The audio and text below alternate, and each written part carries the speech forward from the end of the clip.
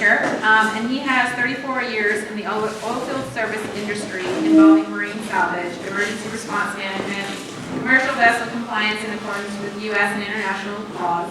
His last 13 years focused primarily on well containment, well control, and offshore emergency response and prevention, working with wild well control and currently with Anadarko Petroleum Corporation as an HSE advisor. He received his Bachelor's of Science in Civil Engineer from the U.S. Coast Guard Academy, retiring in 2005 as commander. So without further ado, Mike.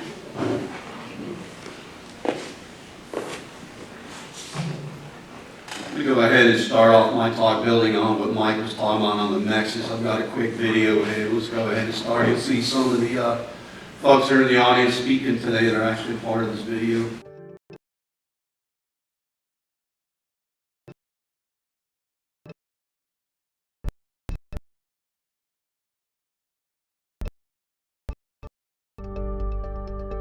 Well, the Coast Guard, as well as Bessie, recognizing Anadarko's large stake in this process, came to us about a year and a half ago and asked us if we would like to volunteer to be the role play for the Nexus exercise. And we sat down and talked to him and said, yeah, it sounds like a pretty good idea. This is just one example of the several of activities that take place in the world of oil spill planning, preparedness, and response. It's important for the exercise planning team in Greece to help us put together this exercise. So we have players, that's two.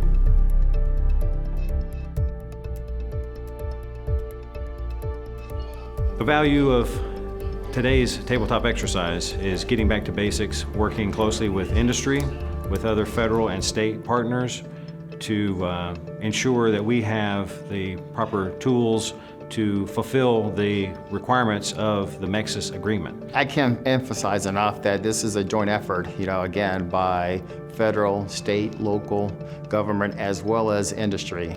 So it's very important that these opportunities exist so we can talk about having a like or a similar understanding of what's important, what response technologies are the best benefit for those resources, and really how would we want to manage the response to do what we call cause no more harm than good.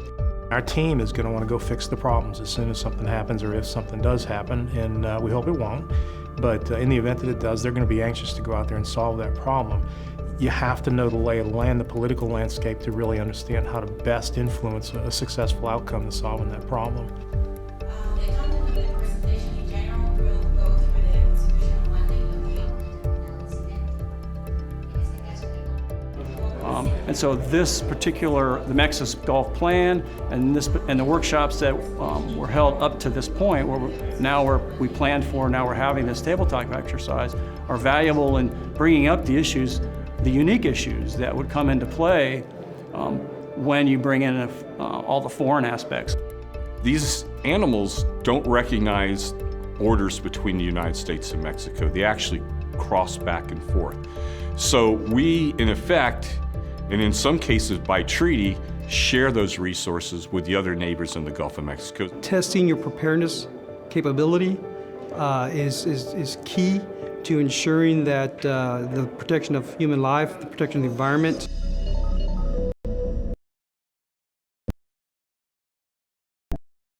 This is the nerve center or the central hub for our exercise today. This is where a lot of the activity for today's drill will take place. About 300 or so folks engaged with this exercise across the company, both here and in Houston.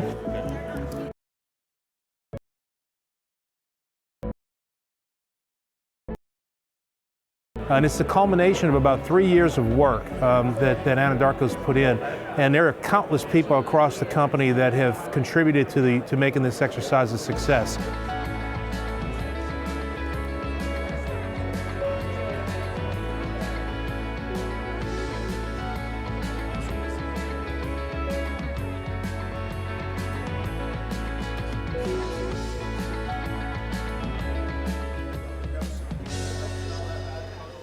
I think as far as bestowing confidence, I think transparency is the number one thing that we're all trying to do right now. And when we get together with exercises like this, we get to know each other, we get to feel more comfortable around each other, and hopefully that'll open up our communications amongst each other. The benefit and the value of this interaction is the months of the planning that goes into it. We all need each other to make this work, and without one of those stakeholders being present, we couldn't make it work.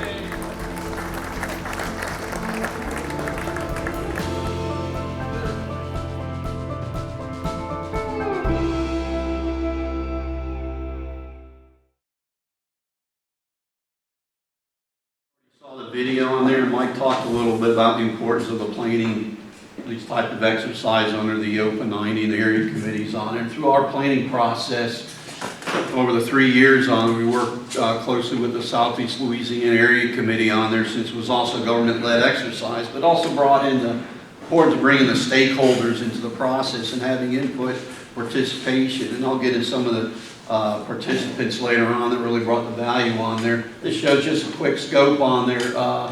We had a tabletop exercise I showed in the video on there that brought some of the I would say, the high-level issues to help us design the exercise level. Particularly, we had folks from the Mexican government in addition to the usual U.S. participants. One of the biggest challenges for us was, and I believe we were one of the first operators to really start that far ahead. We actually used our annual exercise in October and started on day 10. So obviously there's a lot of planning ahead of time, and the value of trying starting that far ahead, we really wanted to look at actually capping and shutting in the well. Most of the exercises we're looking at mobilizing, bringing equipment. It really forced us to bring it, I'd say, to another level where we're actually looking to the technical part and the complexities when you're trying to shut in a well.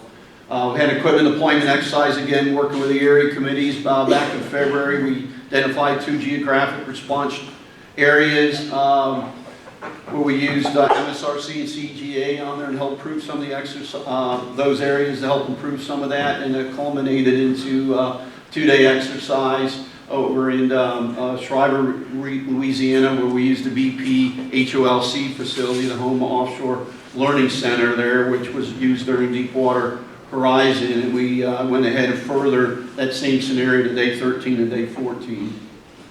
Mike showed that a little bit earlier. Again, a worst case discharge was 206,000 barrels per day, API 33.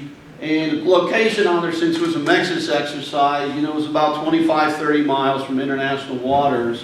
We fortunately had to use fake weather in order to force it into Mexican waters. Most of it, and you'll see traditionally on the moisture trajectories, is usually going to be flowing northern toward the U.S., but we wanted to try to include looking at, really looking at the offshore issues. The other reason looking at day 10 and 13 is, and again, it's not to minimize the importance of having offshore or onshore impact areas, which we've looked at most of our exercises in the past, but we're going to focus a lot on the offshore. API and Bessie's invest a lot of research, and the Coast Guard a lot of research in looking at offshore response. We really wanted to focus a lot of those areas, see what we could do to improve those areas, and look at some of the ecosystems and the sensitive habitat that would be overlooked because we're focused on the offshore part of it.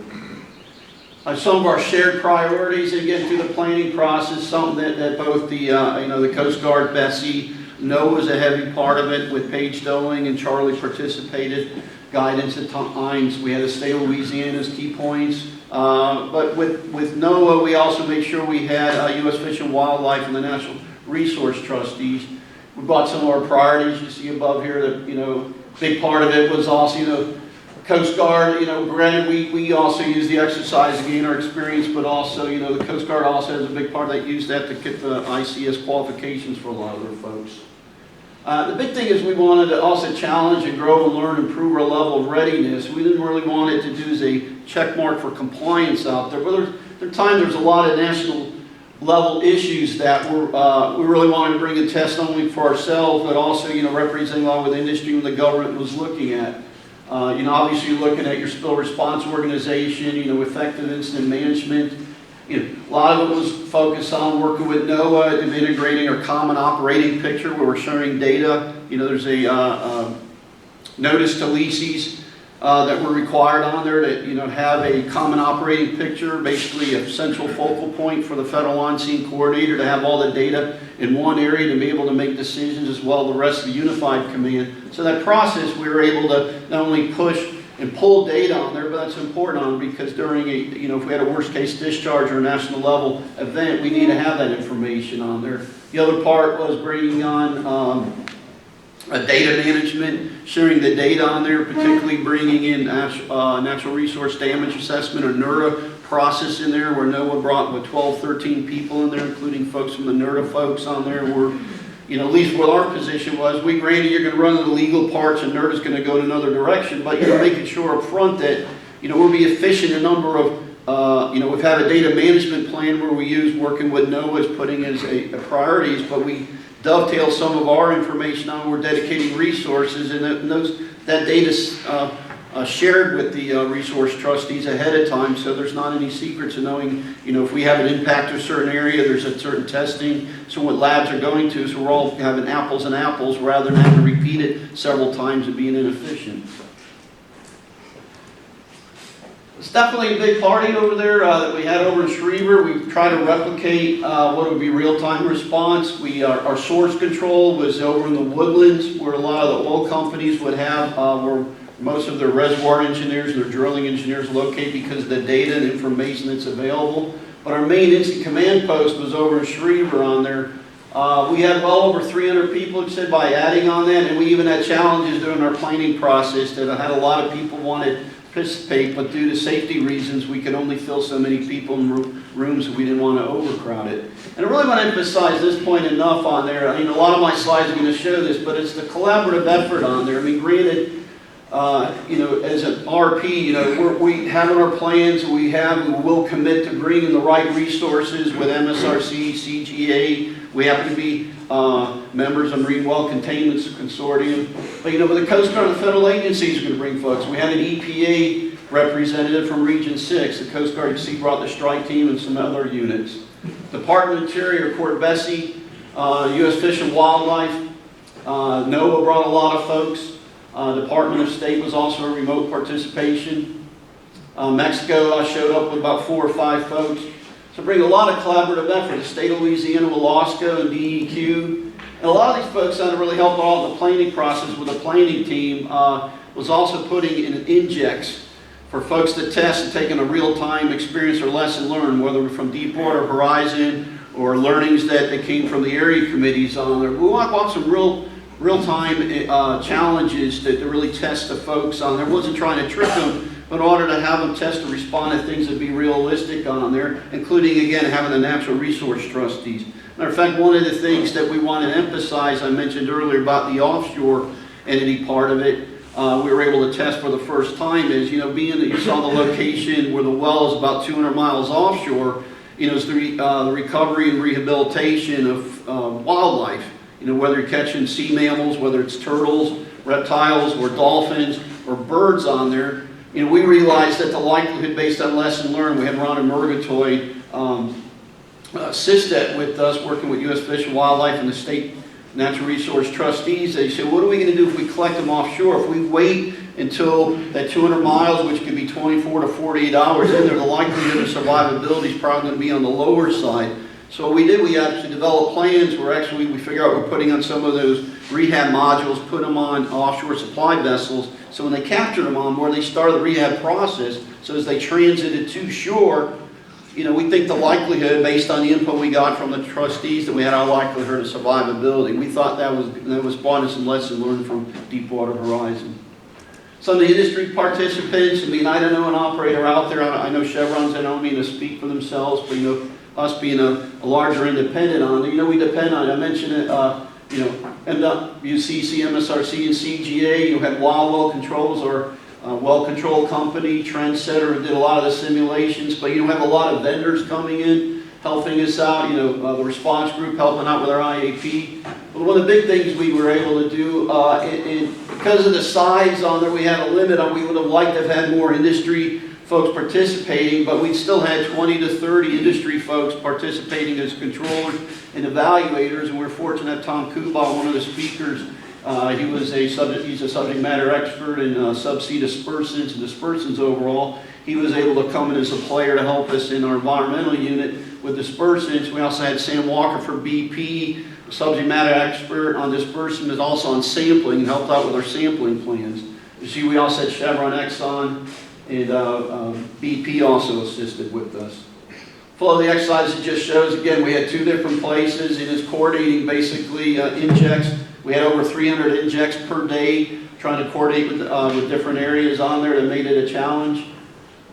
Some of the biggest accomplishments, I know jumped ahead a little bit, talk about the offshore recovery and rehab plans, the sampling plans, more than just looking at dispersants monitoring and sampling at the source, but it's also realizing that as the oil and the trajectories move in the areas, it's collecting sampling as you're going on, but having a coordinated effort between the RP, dedicating the resources where they're not competing with the agencies, but also under the unified command, having plan and resource out there where you're collecting some of the data and sharing it. We're also able to successfully go through a cap and flow process where we took a perfectly good well. We actually had to redesign it for the exercise to meet their objectives.